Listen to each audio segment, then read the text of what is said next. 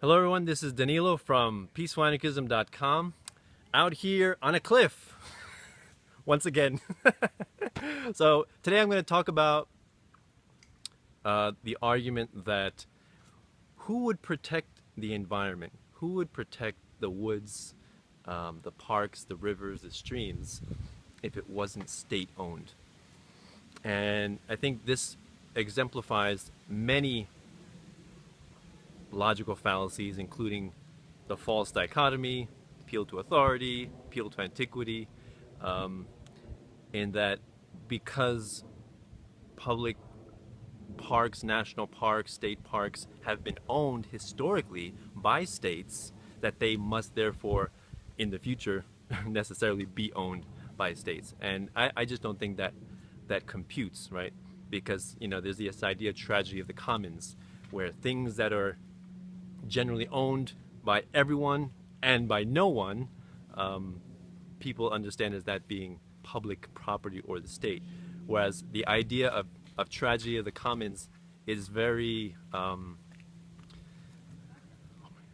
it's very, economically speaking, destructive and harmful, right? Because when no one owns property, when there's no such thing as private property, there is no incentive to care for scarce resources, right? Because we do live in a world of infinite desires and scarce resources. Therefore, one of the best ways, according to economics and human nature, is when we privatize property in the hands of certain people who have acquired that property justly through trade, through barter, through inheritance.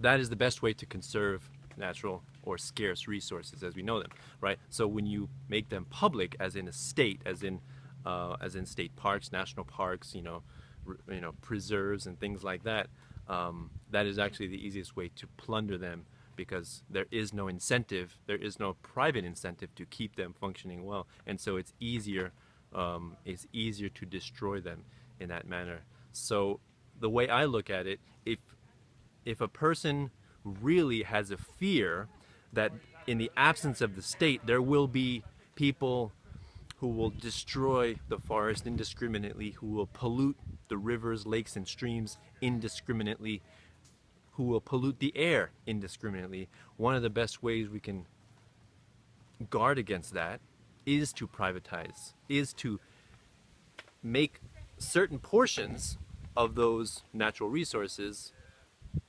available to only those people who have a vested interest in keeping them pristine and clean. And I think there will always be a incentive for people to want to preserve nature and the outdoors and wildlife.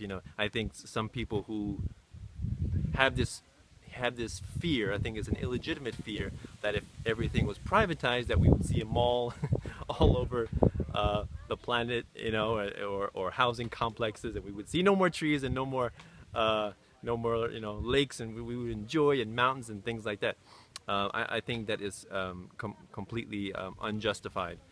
That there is a large proportion of the population that enjoys hiking and camping and being isolated from people, being in the outdoors, that I think if that were privatized, it would be very well taken care of, very well protected, even much more than it is today.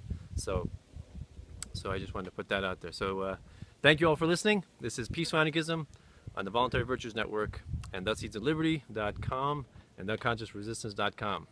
Wishing all of you have a wonderful day. Enjoy the cliffs.